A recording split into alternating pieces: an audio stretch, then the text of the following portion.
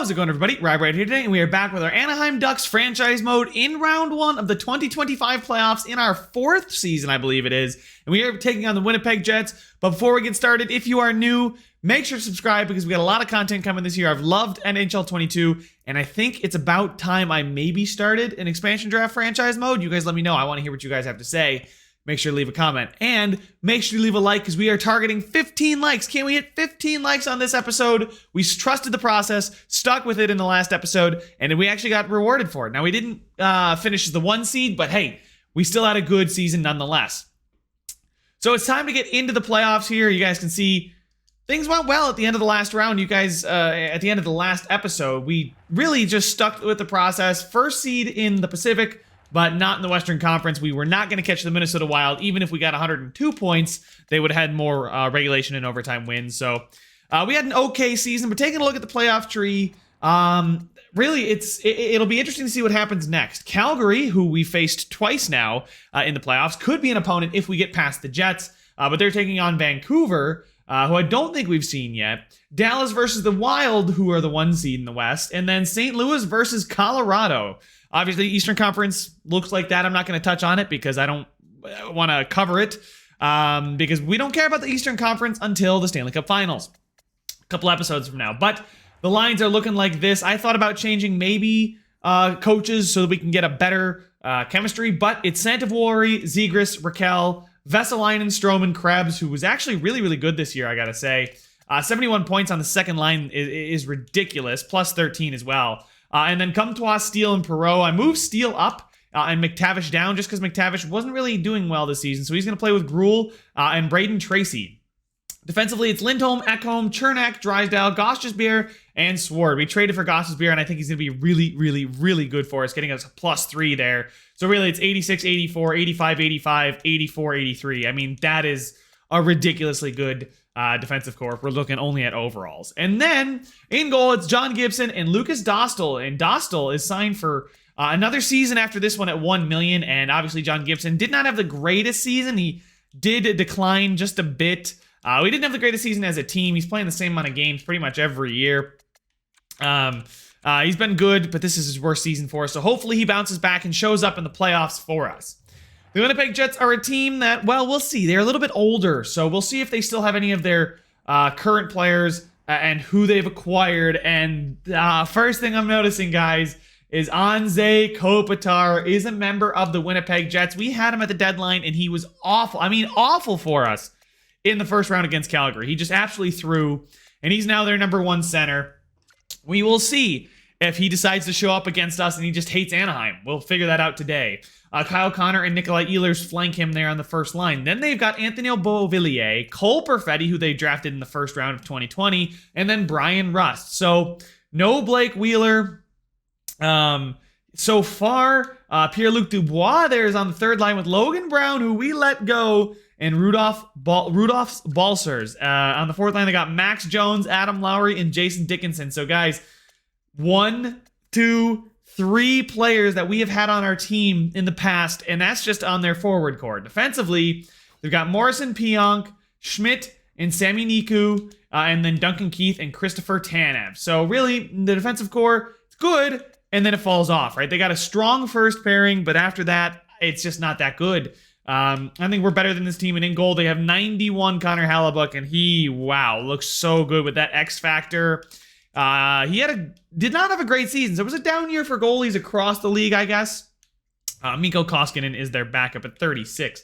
So we'll see. But Anze Kopitar revenge series, maybe? I'm not too worried about this team. I trust in our guys, and if we get bounced in the first round again, we might need to think about making some changes in the offseason. But I don't want to think about that right now. I want to think about round number 1 and getting it started on the right foot. Just set the tempo of the series here in game 1. First period, we're down 1-0 as Logan Brown scores a shorthanded goal. Second period, all right, so Peyton Krebs scores a shorthanded goal right back at you, but Rudolph's Balsers gets the lead back for the Winnipeg Jets, and we are down 2-1 heading into the third, even though the shots are in our favor. We get another power play opportunity, and Connor Hellebuyck, holy smokes, is he stealing the show today. 30-plus saves right now, and he's the reason that they are up 2-1 in this game. If it wasn't for Hellebuyck, we would be, I would have to believe we'd be winning. But Zegras is going to score for us with 2:16 to go, and he is going to force overtime. We finally break. I was totally ready to just say that we couldn't break through. Couldn't break through there. But I'm pretty sure we've got the momentum and advantage now. I'd have to say, right? I mean, you guys can see Connor Hellebuyck, Kyle Connor, and Anze Kopitar versus our only X Factor is Taro Santavuori. Taking a look here, I am not going to do this. We're going to go ahead and go to the true broadcast camera and just get a real authentic feel for it. True broadcast. There we go. Let's get that underway and done. All right, so it is Kopitar versus Zegras on the faceoff, and it is Kopitar. Wins it to Morrissey, finds Connor. Connor finds Kopitar, who shoots. Gibson gloves that one, keeps it down, and we are going to cover it for the faceoff. There's number 34, Drysdale, I believe that is. Passing effectiveness, we have been very good with our passing. We do have a lot of good passers on the team. We just need somebody to go ahead and snipe it for us. Kopitar is going to win another faceoff. Morrissey finds Pionk, but that one is picked off by Santavuori. Taro Santavuori crossing into Winnipeg Jets territory, finding Zegras in the middle, shoots. Good save there from Hellebuyck.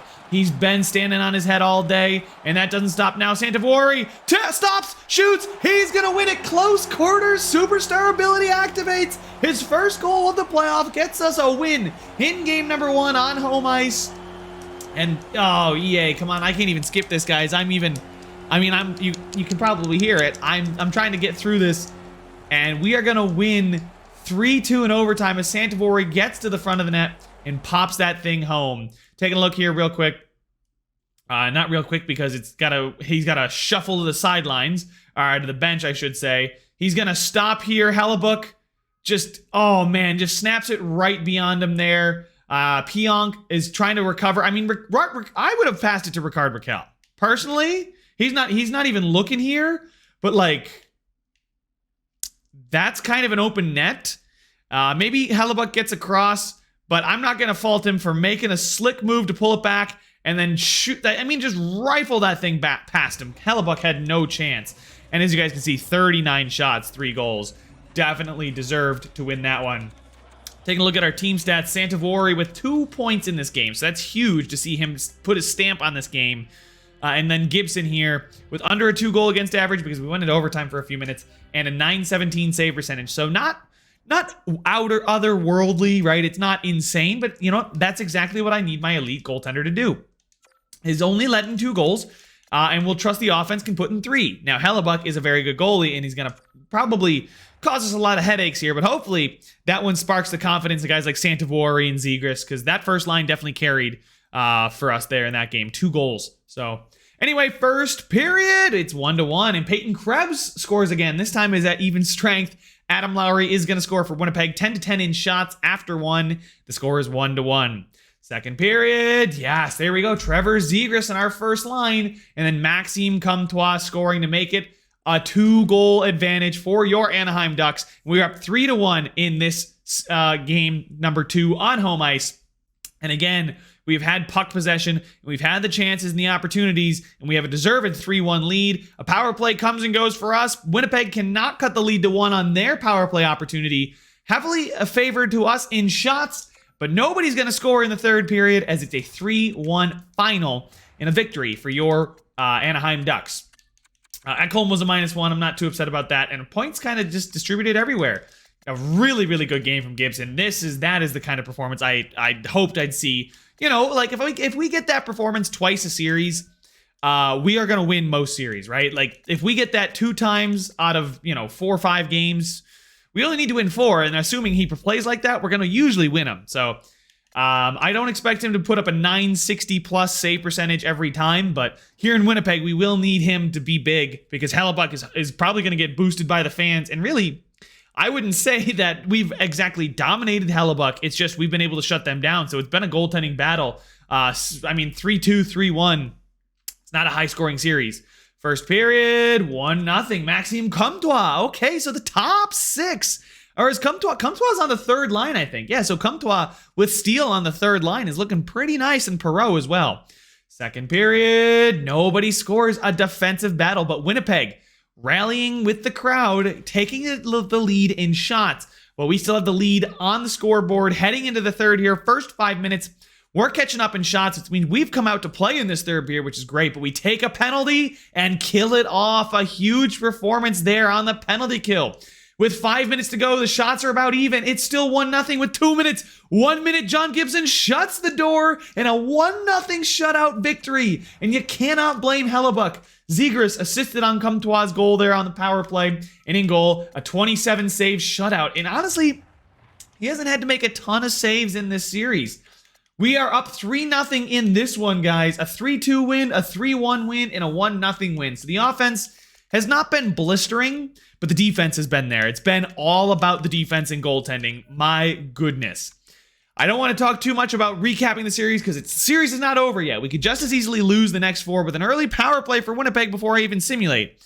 First period, and we do not kill it off. Pierre-Luc Dubois on the third line is going to get that first goal of the game. Much needed for them on the power play, the early power play. And Winnipeg gets the start they were hoping for. Second period, but Mason McTavish with his first career playoff goal gets us back even.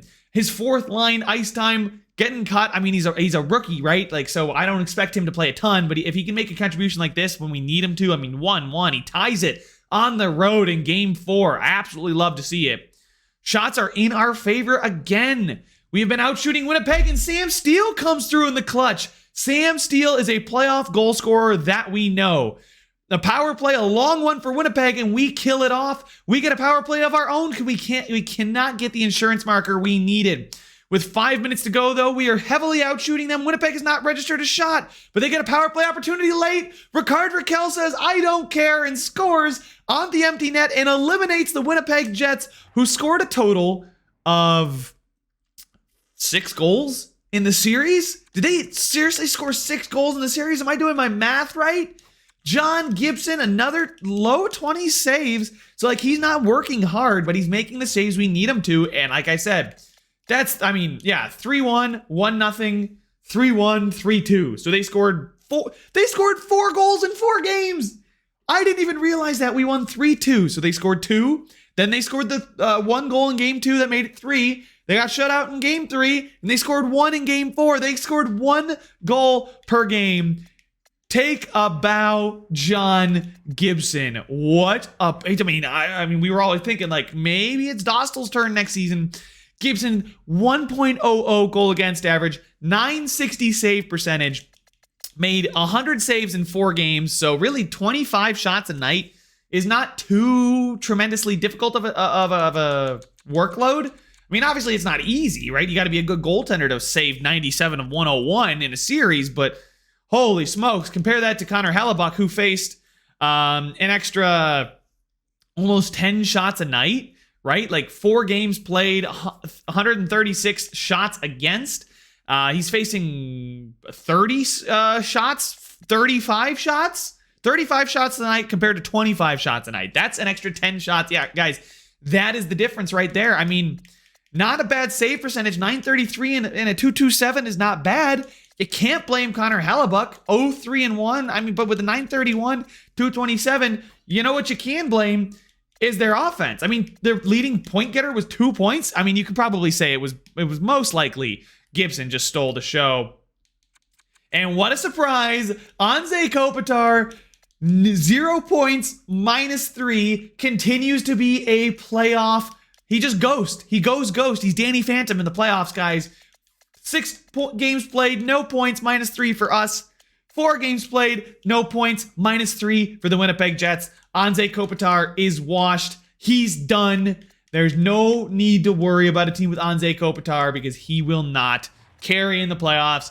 It is time to retire, Mr. Anze Kopitar. You don't have it anymore.